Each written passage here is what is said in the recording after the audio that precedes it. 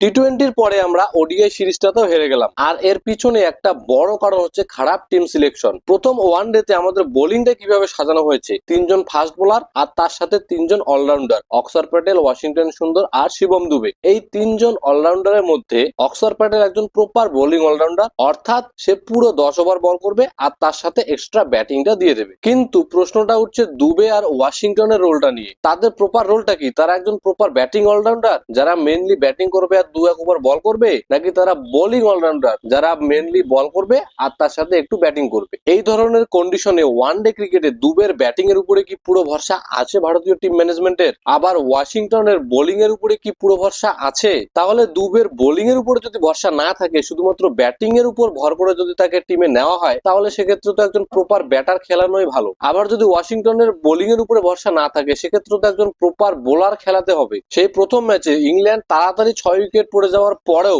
Rude আর Liam ডাসনের মধ্যে একটা বড় পার্টনারশিপ হয়। শুরুতে তাদের এতগুলো উইকেট নেওয়ার পরেও তাদেরকে কম রানে আমরা আটকাতে পারিনি, অর্থাৎ জসপ্রীত বুমরার পরে আমাদের বোলিং এর মধ্যে সেই ধারটা আর ছিল না। কিন্তু আমরা সেই ভুল থেকে শিক্ষা নেইনি। প্রথম ম্যাচে লিয়াম ডাসন ভালো খেলার পরেও দ্বিতীয় ম্যাচে ইংল্যান্ড তাকে বসিয়ে দেয়, কারণ তারা বুঝতে পেরেছিল যে তাদের একজন এক্সট্রা ফাস্ট বোলার দরকার। কিন্তু ভারত দ্বিতীয় ম্যাচে আবার সেম বোলিং ইউনিট খেলালো, আর 4জন প্রপার ফাস্ট বোলার তারা খেলালো একদম লাস্ট ম্যাচে, যেখানে জসপ্রীত বুমরা ছিল না। এখানেই উঠছে আর একটা বড় প্রশ্ন, লাস্ট ম্যাচে আমরা 4জন প্রপার বোলারকে খেলিয়েছিলাম আমাদের 8 নম্বরের ব্যাটিং কে কম্প্রোমাইজ করে। এতদিন পর্যন্ত কুলদীপ যাদবকে না খেলানোর পিছনে আমরা জানি যে সব থেকে বড় কারণ হচ্ছে 8 নম্বরের ব্যাটিংটা। কুলদীপ যাদবকে খেলাতে হলে আমাদের 8 নম্বরের ব্যাটিংটাকে কম্প্রোমাইজ করতে হয়, কিন্তু লাস্ট ম্যাচে 8 নম্বর ব্যাটিং কে কম্প্রোমাইজ করার পরেও কুলদীপকে খেলানো হচ্ছে না। তার মানেটা কি? তাহলে কুলদীপ খেলবে কখন? এই টিমে জসপ্রীত বুমরার পরে আমাদের second best wicket taking option হচ্ছে কুলদীপ যাদব, বিশ্বের ওয়ান অফ দা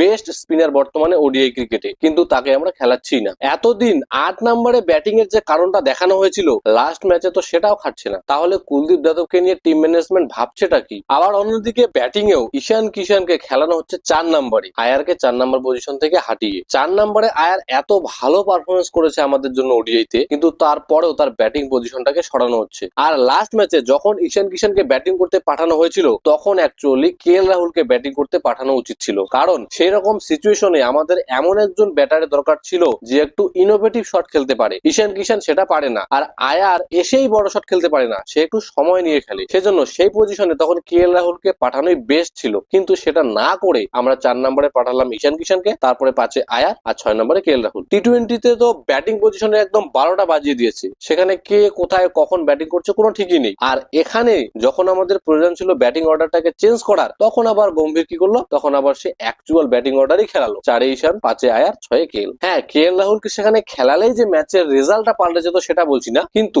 সিচুয়েশন অনুযায়ী কেএল রাহুল সেখানে বেস্ট অপশন ছিল। আবার অন্যদিকে বোলিং এ দেখুন, জসপ্রীত বুমরা বাদে এই ভারতীয় দলে কোনো উইকেট টেকার বোলারই নেই। একজন বোলারকে দেখেও মনে হয় না যে সে উইকেট নিতে পারে। লাস্ট 5 বছরে ওডিআইতে ভারতের হয়ে সব থেকে বেশি উইকেট নিয়েছে কুলদীপ, সিরাজ আর মোহাম্মদ শামি। সেই 3 জনের মধ্যে একজনও এই ম্যাচে নেই। মোহাম্মদ শামি তো বর্তমানে একদম কন্টেনশনেরই বাইরে আছে। সিরাজ এই সিরিজে না থাকলেও আশা করা যায় সে কন্টেনশনে আছে, আর কুলদীপ যাদব স্কোয়াডে থাকলেও তাকে খেলানোই হচ্ছে না। আর জসপ্রীত বুমরার অনুপস্থিতিতে লাস্ট কয়েক বছরে ভারতের মেন বোলিং এর দায়িত্বটা সামলাচ্ছে অর্শদীপ সিং, কিন্তু তাকে দেখে কিন্তু এখন টায়ার্ড মনে হচ্ছে। লাগাতার ক্রিকেট খেলে চলেছে সে, বলের স্পিড একদম কম। যেই পিচে ইংল্যান্ডের বোলাররা হার্ড লেন্থে বল করে সাফল্য পেয়েছে, সেখানে অর্শদীপ কিন্তু শুরুতে সুইং এর চেষ্টায় ছিল, তার বলের স্পিডও একদম কম। সেই বিশ্বকাপ থেকেই দেখুন কয়েকটা ওভার ভালো করে তারপরে এসে মার খায়। অর্শদীপ সিং লাগাতার ক্রিকেট খেলে চলেছে, তার সত্যি এখানে একটু ব্রেক দরকার। আর বর্তমান পরিস্থিতিতে ওডিআই ক্রিকেটে ওয়াশিংটনের থেকে মনে হয় জাডেজা